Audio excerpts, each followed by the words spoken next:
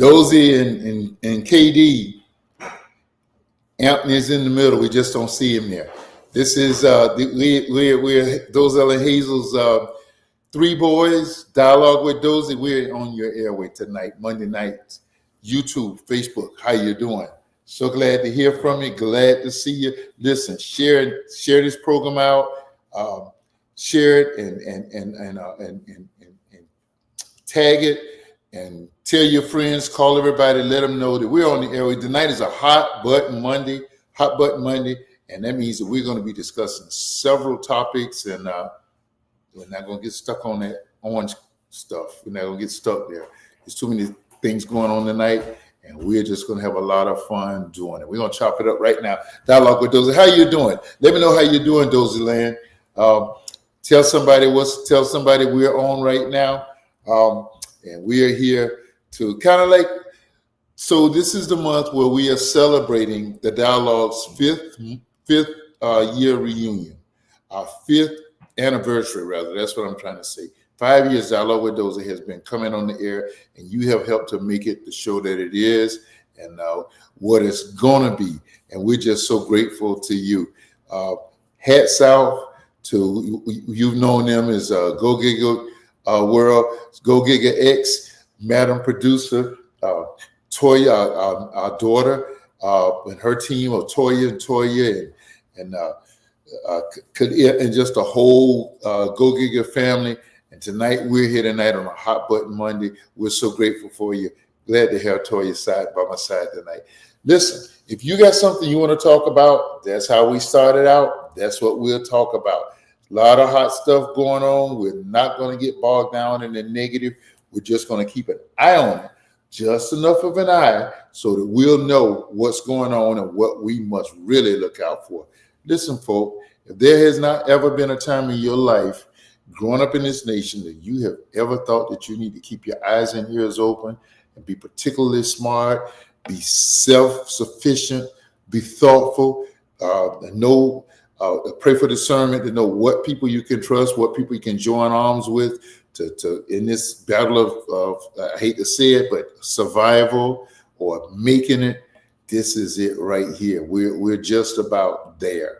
And so tonight we're going to talk about some of the things without just getting stuck on all of the orange craziness. I do want to talk about a very important elections that'll be taking place on tomorrow night. This is not going to be we're going to talk sports. We're going to talk culture, entertainment, just like the dialogue started 5 years ago, sitting right here in this same place. Some of the settings are different, but in this absolute same location, turning the camera on myself. Used to see people do it and says, okay, so I'm man caving. It's the middle of a pandemic. I'm stuck in the house, and you talk to me. We came in big numbers, and 5 years later, we've been able to sustain and be back here. Tonight, I want to kind of talk about what's going on election-wise. We got a big one here in the state of Florida, a couple national House of Representatives, national congressional seats for grab over near the Central Florida area, and those seats will be voted upon. Of course, the red team is expected to win.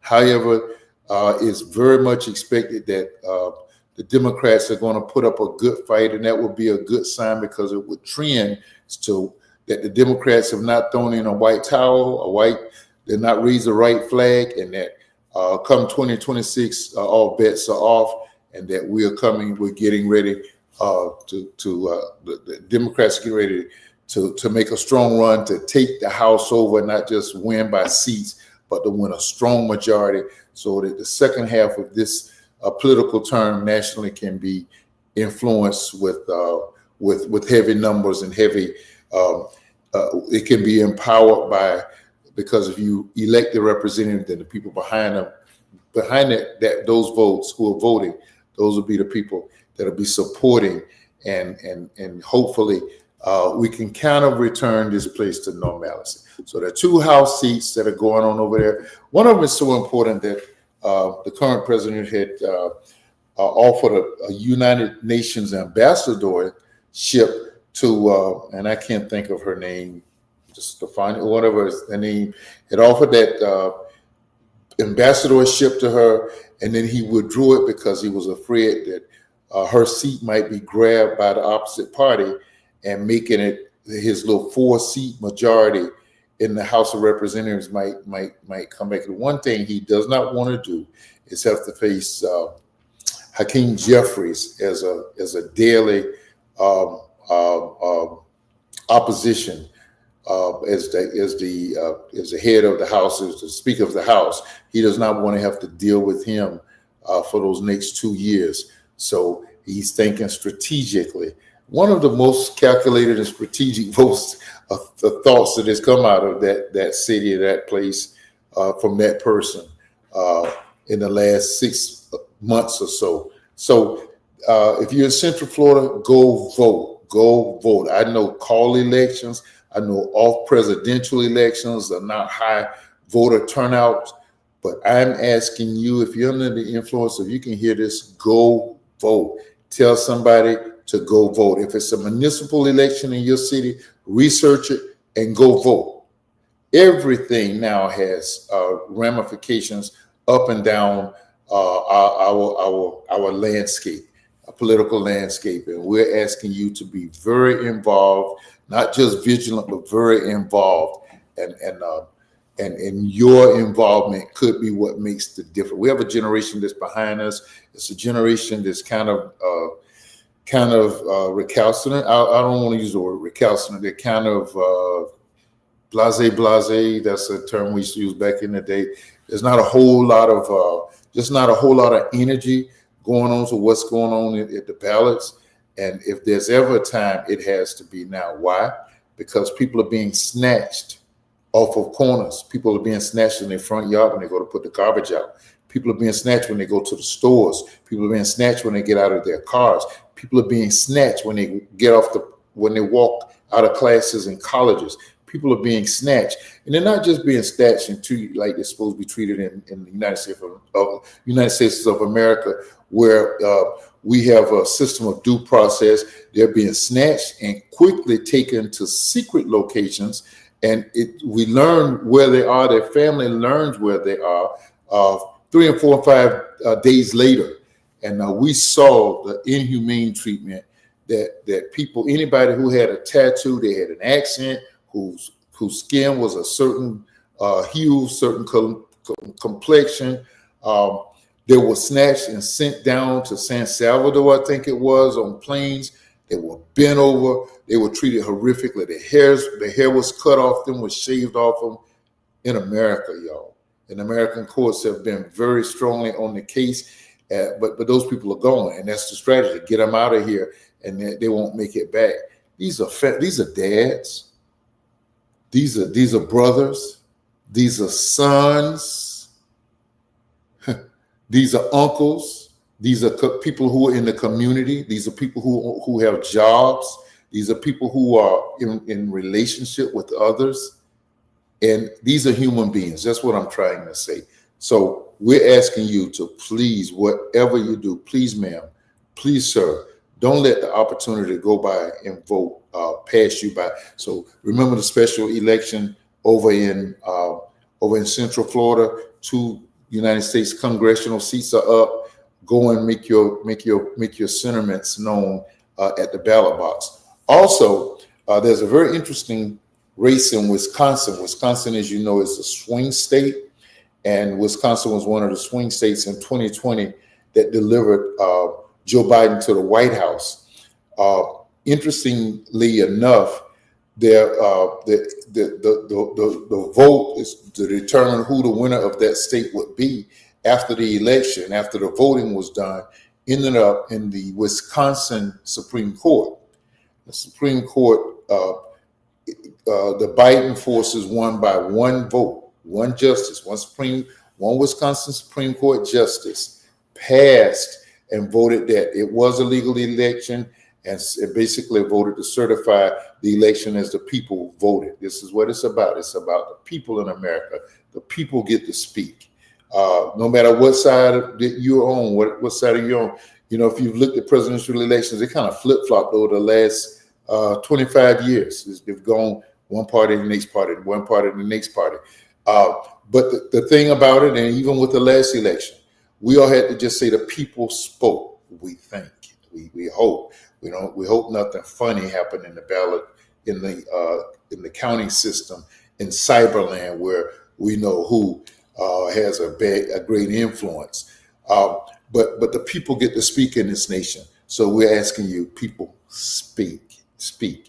But in Wisconsin, tomorrow night's Supreme Court election is a very close election.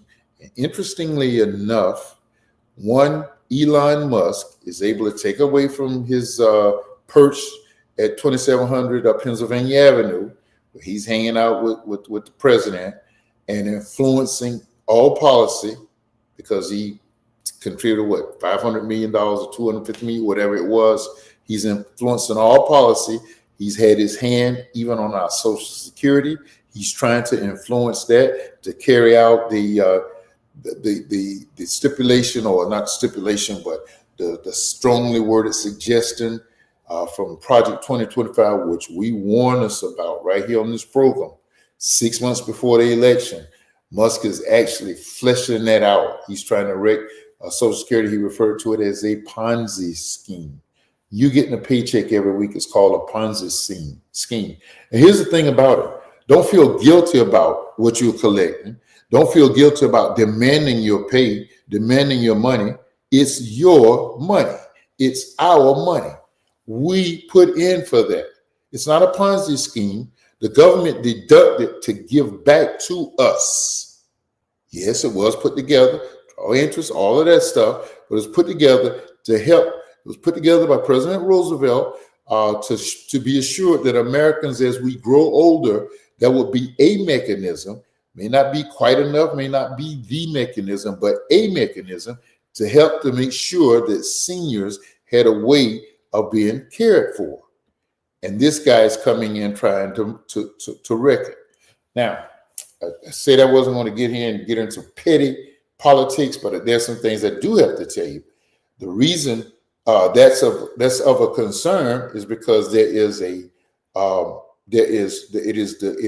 scheme. It is they didn't hide it. They put it right out there. They campaign on it, that we want to give the the upper class, the rich, the billionaires, we want to give them a tax cut. That is from the old playbook that has never worked. Trickle down economics have never trickled down. What have you gotten because they trickled down? What have you gotten because the billionaires supposedly reinvested more, or they put more into the economy? What has happened? No, they want to get richer. That's why all of this influence. That's why you saw on the inauguration day, you saw a section where normally cabinet members and Supreme Court justices and people coming into the administration sit. That's where all the high-tech billionaires of all of the social media platforms sat, because they have sided with this government, with this administration. They sided with this administration with the hope of getting these tax cuts. That's the game plan. And so the money's got to come from somewhere. Social Security is one of the places, and Medicaid is one of the places that they're looking to do. So getting back to what I was talking about, tomorrow night's Supreme Court election in the state of Wisconsin. Well, remember the last election cycle, one justice voted, made one, and it made one vote made the difference. I think there's something like 5-4, like the United States Supreme Court, but that one justice voted in favor of the 46th president of the United States, and that's how we got Joseph R. Biden in 2020, because this swing state of Wisconsin certified the election as the people thusly had spoken. So tomorrow night, there have been millions of dollars poured in there, almost as many to the presidential election, by Elon Musk and his like, and he has gone there and personally campaigned over the weekend. I don't know if it was the day he's going to be there, trying to swing what is predicted to be an ultra a razor-thin election edge, and he's there trying to influence the vote, to vote for the Republican. I know that's a nonpartisan election, but you know the guy's a Republican. He's running against a lady, and he's pointing her as an ultra-liberal because she's going to have a more progressive and more of a people-concerned agenda, as opposed to one that's going to benefit the rich, the billionaires, the upper class financially in this nation. So I want to make you aware of that. Be thinking about that, and yeah, I'm not afraid to say, be praying that doesn't occur up in Wisconsin. Also, everybody's talking about what surfaced, and it's funny how all this stuff surfaces on the weekend. The administration the president is a former TV person, TV personality, so he knows all about the timing and all of the things that makes TV work. And so a lot of things come down on Friday, and he thinks that the courts won't be thinking about them on Monday. And that's why you saw those people haul away from here 2 weeks ago on the weekend.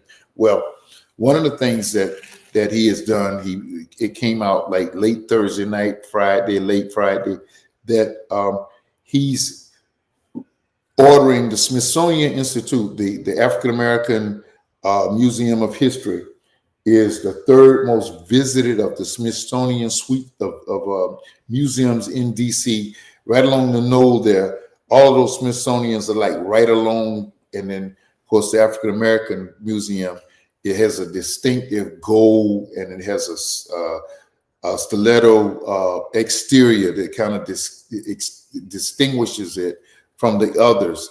And it is the third most visited annually amongst the Smithsonian institutions, the Smithsonian Institute's museums in DC. And he has signed an executive order that would remove any mention of history that shows the ill treatment, or the ill legislation, the ill threats, the ill propaganda, anything that mistreated Black folks from white folk back in the day. All of that has been moved away. He has ordered it, rather, that it would be taken from the Smithsonian Institute of African American History, or the African American Museum. He's ordered that they be taken away. It kind of follows the Florida playbook that this guy here in Florida instituted, that Black history would basically be abolished, or anything that taught what white folks did in an atrocious way to Black folk would be removed. What's wrong? You got a conscience now? You don't want, are you ashamed of how you treated one of God's group of people? Is it that you are afraid? That's what we're going through in this nation. And that's what's happening. And all of these things, there's just so many things that's being just thrown against the wall with the hopes that it'll pass. One of the things that's going on, we'll get into some local news now, some local items. The people are really coming out. A lot of Native Americans have gone down to the Chrome, right outside where the Chrome prison is here in South Florida, where a lot of the immigrants are being taken, and it's vastly overcrowded. They're living in, I won't even say subhuman conditions. They're living in hideous living conditions. Ex-law enforcement put people in jail, intentionally tried to get certain sentences on people for certain crimes, but nobody wanted to see people treated inhumanely. We're told that people are literally using toilet water. They don't have enough water. People are sleeping on floors, on hardened floors. The air conditioning system has been bad. They're overcrowded. The food is hideous. It's old. It's late. It's stale. It's bad. Sanitary conditions, without being graphic, are are unlivable. And this is what is happening in South Florida, and I'm sure in other prisons across the country, as this administration is trying to live up to its campaign promise that they were going to remove immigrants from the state of Florida. From the United States. They were going to deport immigrants. And so they're ending up in places like the Crohn's Detention Center down in Deep Day, South Florida. And it's just hideous. It's unreal. I want to run by you some of the House and Senate bills that are happening in the Florida legislature, happening in Tallahassee. Let me say it like that right now, so you will be aware of what's going on. There's a supermajority of Republicans. It's very little likely, but still call your legislature. Let them know. Sign on. Sign in. Arm them with your opinion, with your concern. The three main things that we want to run by real quick before we head to the break. First one is the petition amendment bill.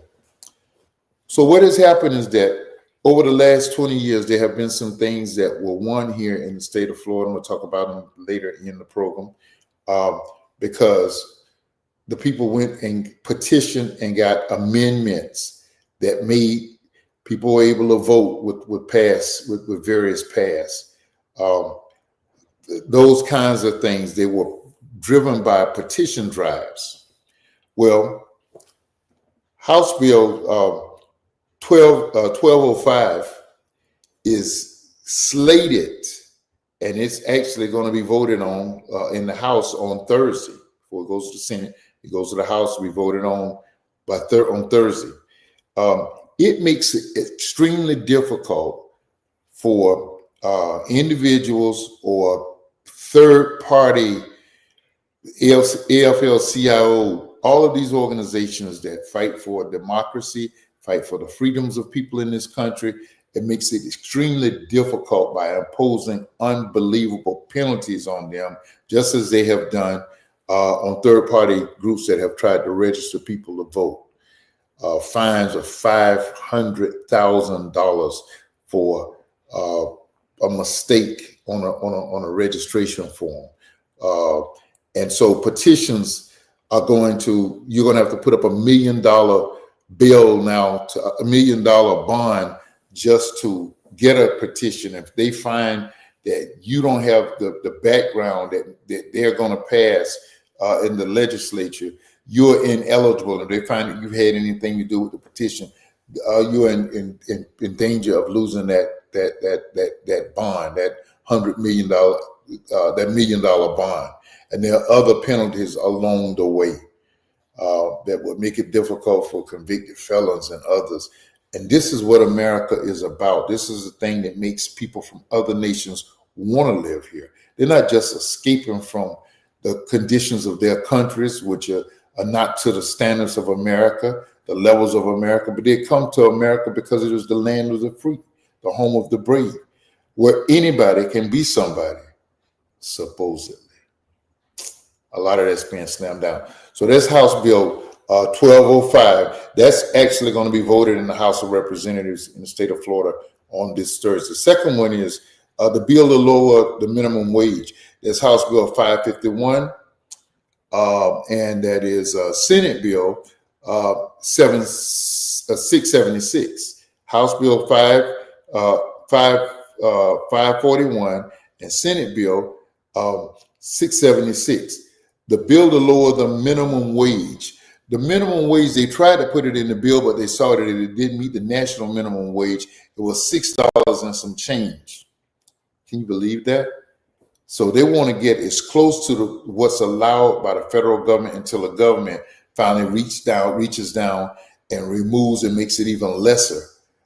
They're trying to make the minimum wage, and all the ramification of all of this is the deporting of immigrants.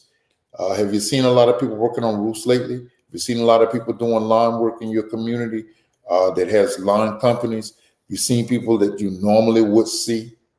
That's because the government has either deported or made people fear deportment, but the labor pool still has to exist. So they want to make this lower minimum wage so people can go in and work, because there's going to be a need for workers.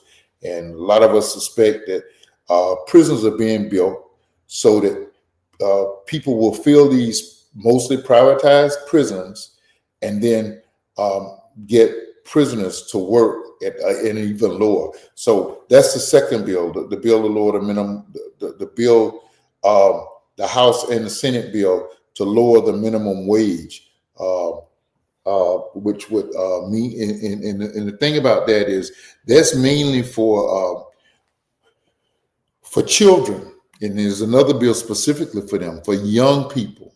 That's what they want to do. They want to get them, and young people, they don't know anything about a minimum wage of $14, supposed to go up to near $15 in the next couple of weeks here. This federally mandate, they don't know about that. They'd be glad to take that. Those are the people that they want to substitute in the labor pool. Also, it weakens unions. It strips unions of their bargaining power. If a state passes a bill which lowers the minimum wage, what appeal to unions? What can union tell people? I'm representing you on a job that you're not even able to get a bus ride to. The third bill is House and Senate bill. It's a House and a Senate bill.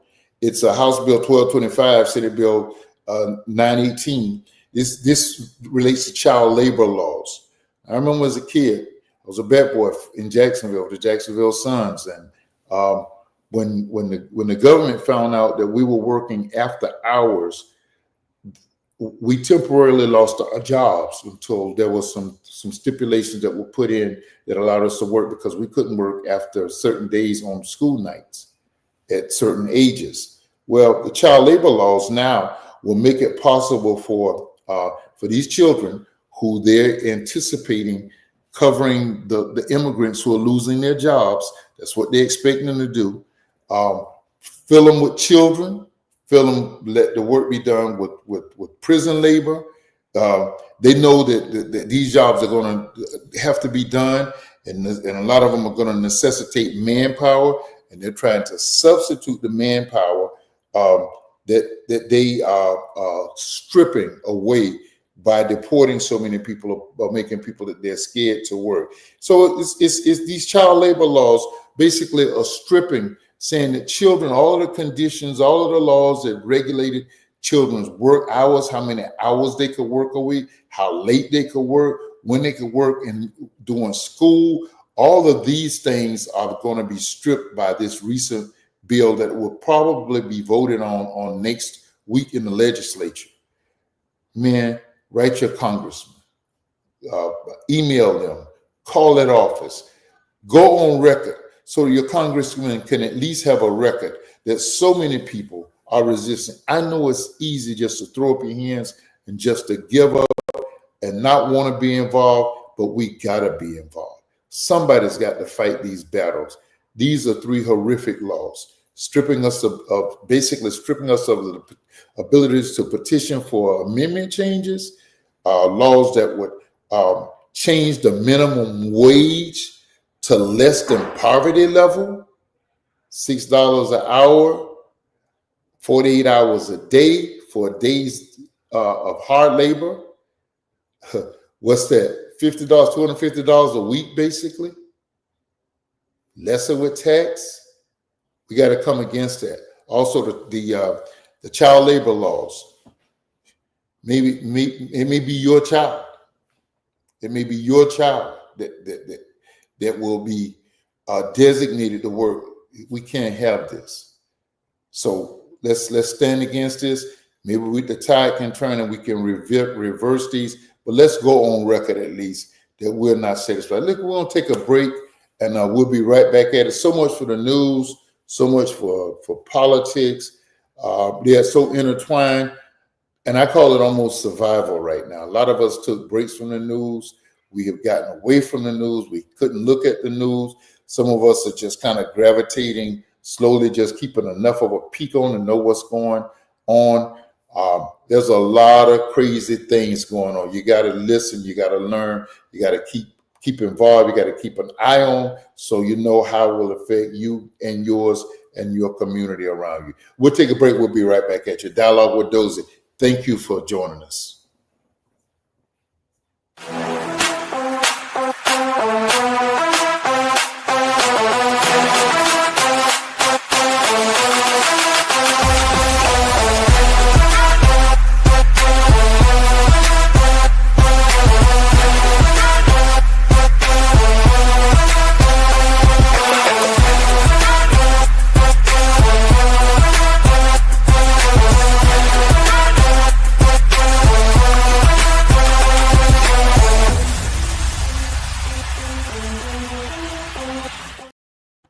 GoGigaX.com. GoGigaX.com. They got all of your virtual needs, all of your virtual desires. They got you covered. GoGigaX.com. You see them crawl at the bottom of the screen. Hit them up right now. Tell them what you want. Get an estimate from them. Get a proposal from them, and give them a chance to meet your virtual production as professional as you have seen them across these streams and other streams. You saw some of the celebrities that they got on board there. You be the next celebrity that they meet big, because they have professionally put you forward. They do web building too, y'all. That's GoGigaX.com. Listen, this is the last night of I'm trying to multitask. Good luck with that, Dozie. Tonight is the last night of the month, and this happens to be the month of that we celebrate our ladies month of celebration.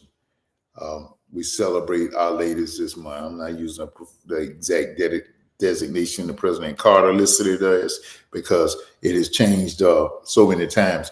But it's not Ladies History Month. It's a month that we celebrate our ladies. Okay.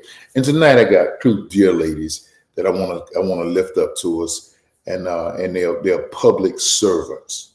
They're not working. They don't work and get big money. I learned tonight that our Florida legislatures, and LaVon Bracey Davis is one of them that we have the utmost respect. She's running for Senate in the Orlando area, and we're certainly hoping that people who think like her and who work like her and who are people-minded and who has the capability of making big dollars, but who work for $28,000 to represent the people of the state of Florida. We just applaud them and thank God for such. But tonight I want to talk about first Miss Jeanne Albaugh.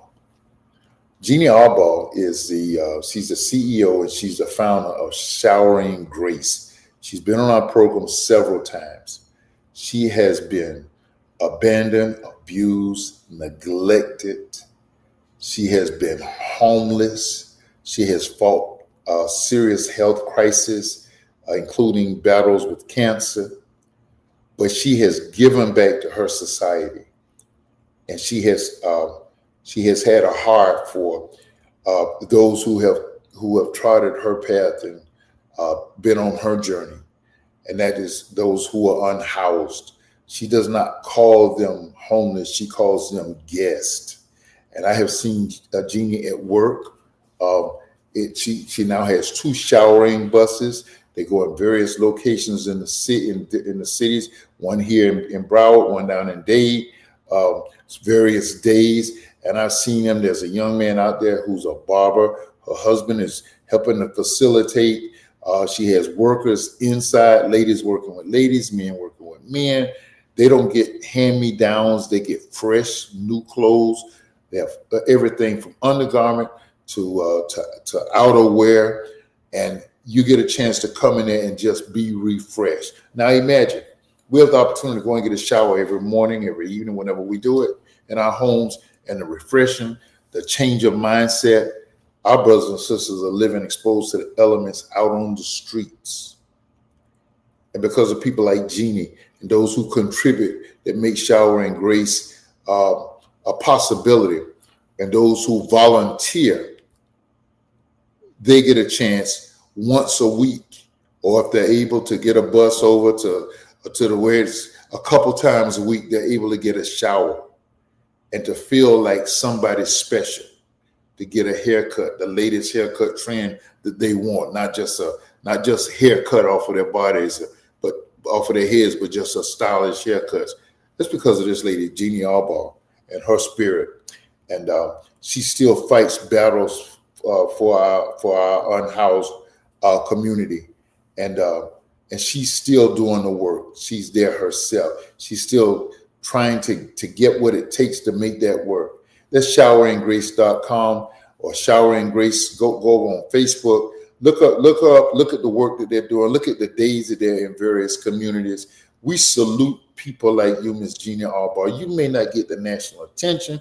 You may not be always known by everybody in here, but I'm certainly the people whom you serve and people like us who try to do our part, but more than that, who see the work that you're doing, and we lend you our prayerful support along with tangible support and volunteer efforts. We thank God for you, and we certainly salute you on this Women's Observance Month, the month of March of our Lord 2025. Thank you, Ms. Jeanne Albaugh.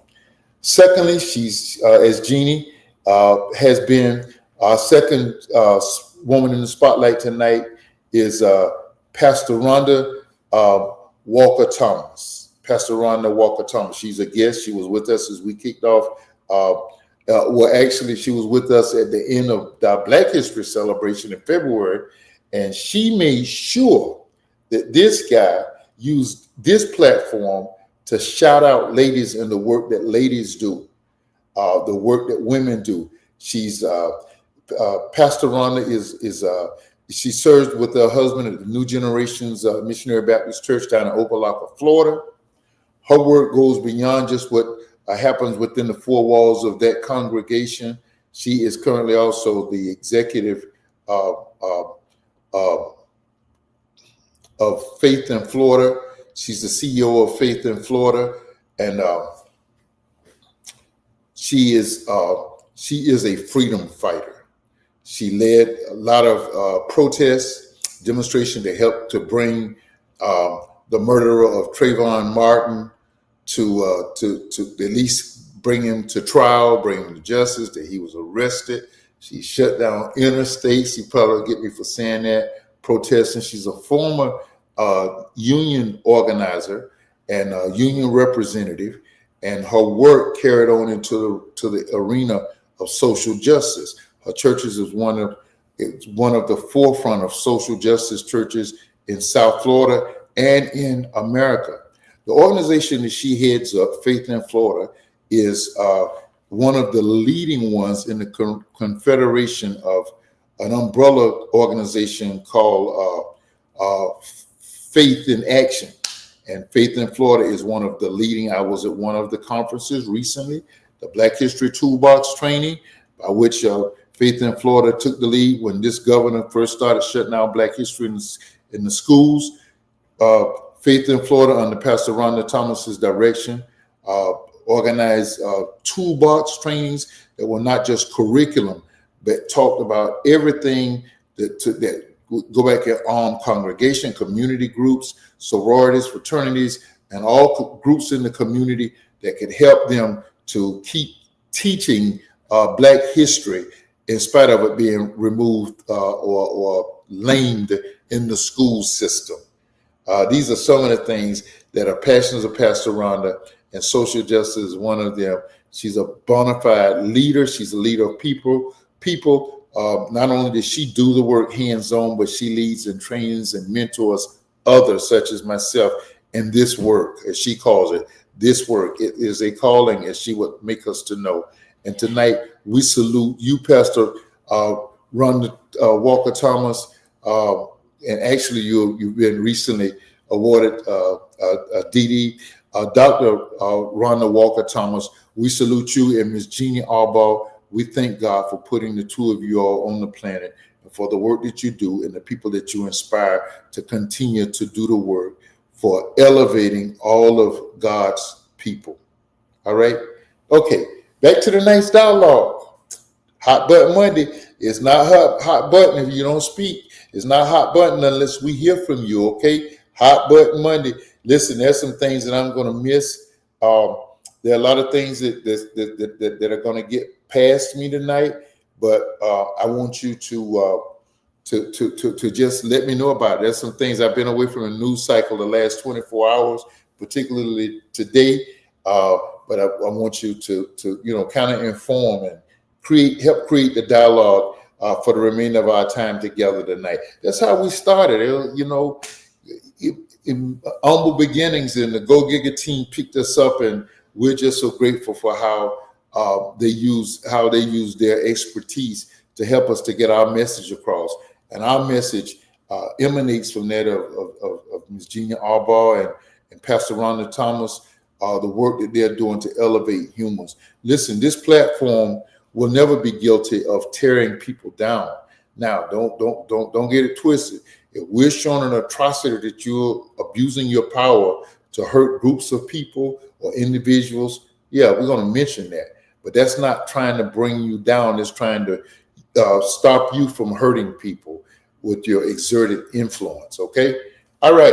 In the sports world, I guess last night it was quite a fight between the Timberwolves, my beloved Timberwolves, and anybody who knows me know that that was my second team when I lived up in Chicago. Because I couldn't get over to see the Bulls. Michael was playing. I started going out to Minneapolis, seeing the T-Wolves play. And they've always been one of my teams. Along the way, I picked up the Warriors, probably because of offense. I'm an offensive-minded guy. Am I offensive? I hope I'm not offensive, but I'm an offensive-minded guy in the field of sports, football and basketball. I'm an offensive guy, so that's what I like what they do. And I'm going to always be a heater, okay? I'm always be a heater. I'm going to pull for all the Florida teams, the Orlando Magic.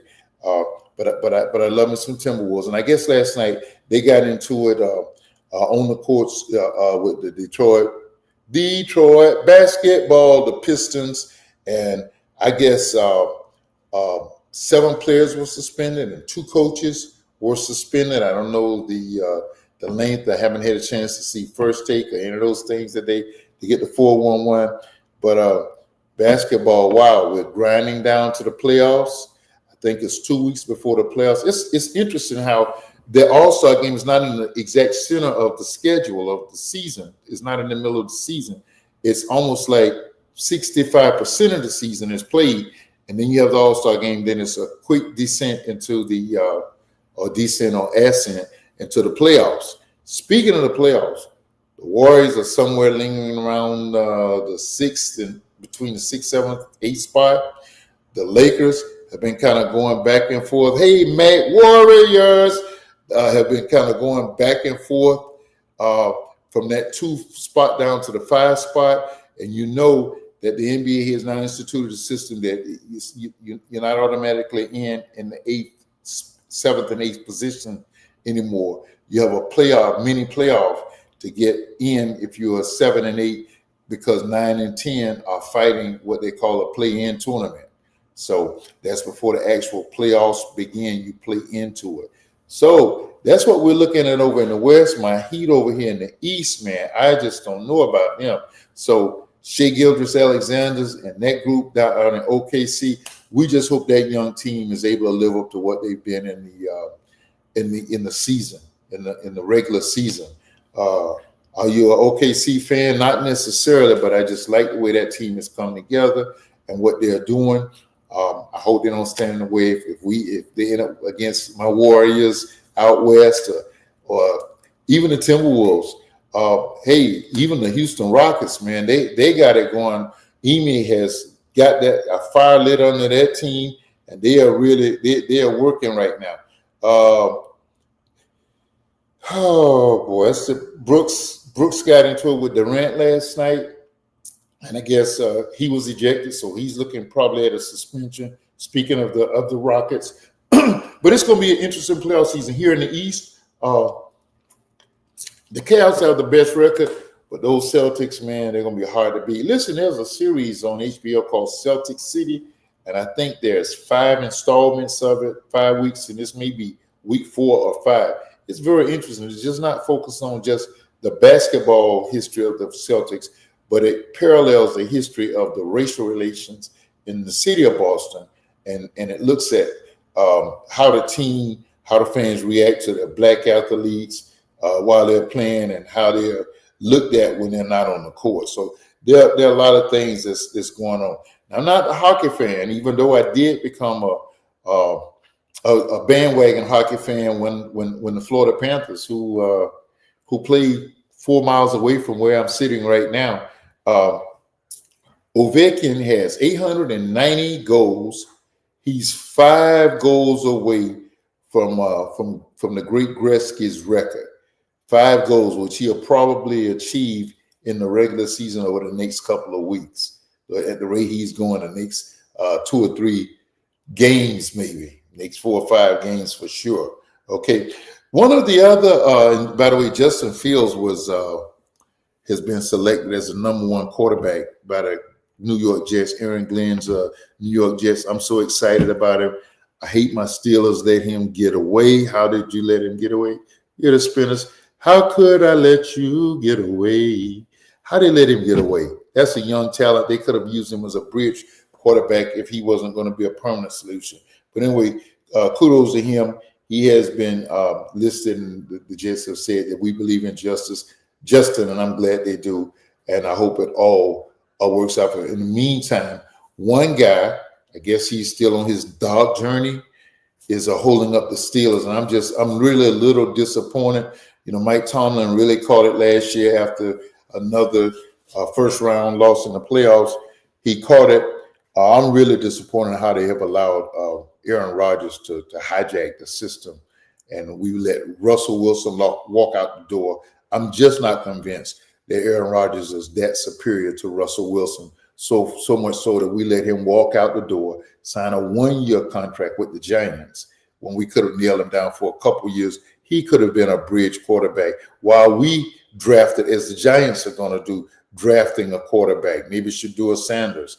The Steelers could have done that. And now, if Aaron goes somewhere else, maybe the Vikings, or he retires, or whatever he does, I just can't believe the Steelers have allowed him to hijack that process. I'm very disappointed, very, very disappointed. And I know if he decides to sign with them, and he's held them up 2 weeks now. He's been 2 weeks since he's initiated negotiations with them. And that's highly unlikely with all these quarterback signings and movings. If he goes ahead and if he goes somewhere or does not come with the Steelers, and the Steelers has a bad season, it's going to look pretty bad on Tomlin and the staff there, or the administration of the Steelers, ownership. Conversely, if he gets in there and he takes them beyond the first round of the playoffs, we'll all be saluting and shouting, congratulations, and we still need our quarterback for the future. All right. That being said, is there anything sports-wise I'm missing, Mac? The NBA playoffs, I've talked about that. Baseball is on the way. Oh, baseball. They got that bet, man. The Yankees hit a bet. They won last night 20-9. They beat a team. I think it was the Detroit Tigers, 20-9. And there's a bat that has a unique shape to it, a configuration. Stay tuned. Maybe my brother Anthony will come on and talk more about that with me. And school me and school us about that unique bat that's being played. I want to talk about some other things. Let's move away from sports. Let's pivot from sports. By the way, speaking of pivot, the Pivot podcast, which features my main man Ryan Clark and oh my goodness, it's just because I'm looking at all 3 of them. Ryan Clark, help me somebody. Jacksonville Jaguar, Fred Taylor, and Miami Dolphin, Florida Gator. I'm looking right at him, Shannon Crowder. It's one of the more awesome thanks, Mac. One of the more awesome podcasts that's out there. And they just did President Obama right at the end of the campaign trail. They had President Obama, I think it was like the end of October. Go ahead and go back and look at that. It's about a 50-minute podcast. It's one of the more awesome ones you'll ever see. And you'll see why 44 was such a great president. He was one cool dude. He never became classless, no profanity, just an awesome interview. And the guys did a great job with him. I'm impressed because they were dressed up. In fact, President Obama teased RNC for his dress. And they were talking about the style. It was just a cool, but check out that progress. Y'all notice that podcast. You notice I hadn't talked about what happened in Los Angeles a couple of weeks ago on the basketball court when a certain 6'8", maybe 6'9", 21 year career player approached a major African-American sportscaster on the sideline in an intimidating and embarrassing fashion. That's because I agree with that sportcaster's Monday and Tuesday partner that he should just drop it and let it go, let it die. Y'all know what I'm talking about, who know what I'm talking about. Okay, let's move on to entertainment for the next few minutes that we got. Let's talk about the day Richard Chamberlain died. Richard Chamberlain was 90 years old, I think. He was a Dr. Kildare? Dr. Kildare, for y'all who remember, that's way back in the day. Dr. Kildare, one of the medical programs that we had and celebrated. And he's been on. He played King Richard. He's been on several major programs, series, and then he's played on several motion pictures. But Richard Chamberlain died, and also a couple weeks ago we lost Gene Hackman, who I think was 91, 93 maybe. Gene Hackman left us, and it's kind of sad. Apparently, he was not able to get to take his medication, and he died, and his wife died there with him.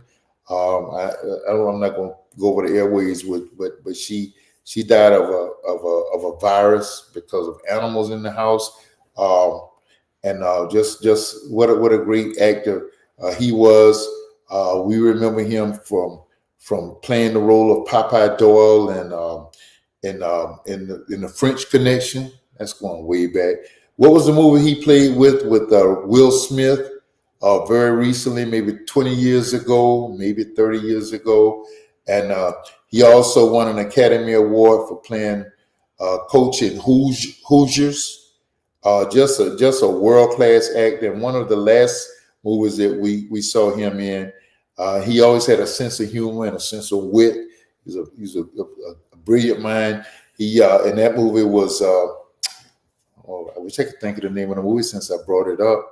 It was he and oh shucks, he and Tom Cruise. It was a John Grisham movie.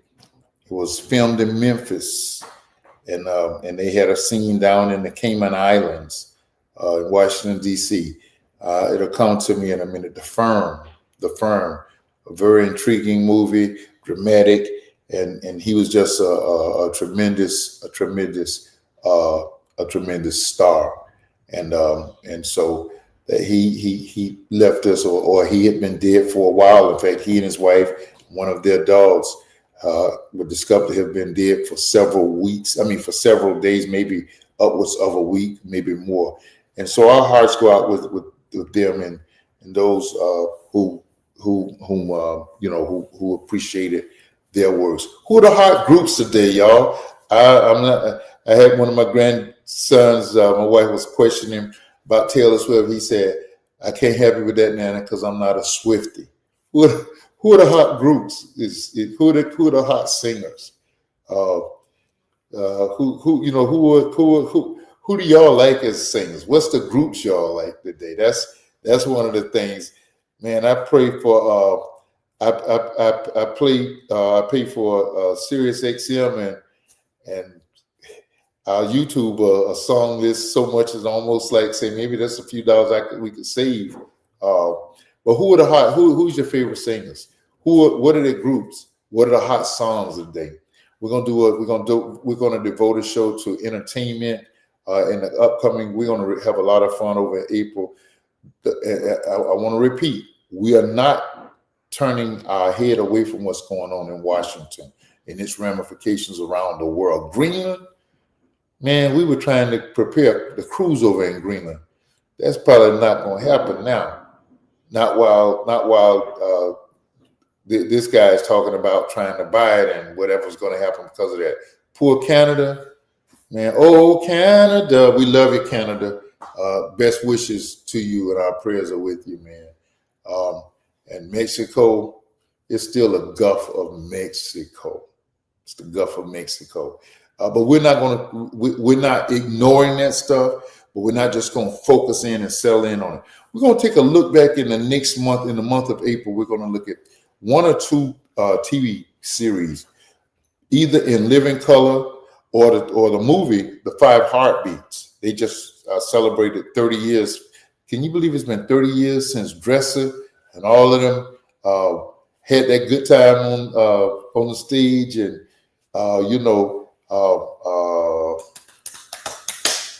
Robert Townsend experiences heartbreak and all of that. Keenan Ivory Wayans directed that movie along with him, and they co-wrote it. We're going to look at all of that behind the scenes. We're going to look at the other Keenan Ivory Wayans joint and Living Color. Those are the things we're going to look at over the next few weeks. Listen, if you want to make a comment on the dialogue and don't mind coming on camera, we'll even take your voice. We're going to be asking for snippets as we do our anniversary show over the next 2 weeks. And then my travel schedule is where I can't identify a night, but over the next 2 weeks. And then throughout the month, we're going to be playing snippets that you all, comments that you made about the dialogue and what you've seen. And I'm going to be bringing in Leroy Bernard and Mac and others. Hopefully Kim can come off his assignment and be with us for a time and a season. My mom, who was on one of our first Christmas specials, we're going to be asking all of you all to come along, make a statement about Dialogue with Dozie. And we wouldn't be what we are without you. And we're so grateful for you. And we want to do so many greater things for and with you. So we just appreciate you. To the Go Giga X team, Tina Turner said it. You're simply the best. As I see it, programs like this come along, fulfilled its strange turns in life. Radio was my thing, and the Almighty took me in different directions. And then, as my brother Kim reminded me, life comes full circle. A pandemic drives you to do some things like this, and we've had good people like you that have been with us along the way. And so we're going to look back, look at what we do. We're going to highlight entertainment. We're going to highlight sports. We'll talk about sports. We're going to keep our own politics. We're going to talk about ways that we can use our voice, our forum, individual and as groups to help make this world a better place and turn it around from the direction that's less than desirable. But again, we are what we are because of you. Grateful to the Go Giga team and thankful to the Almighty for what we are and where we are and where we're headed. Dialogue with Dozie. We're going to see you next week.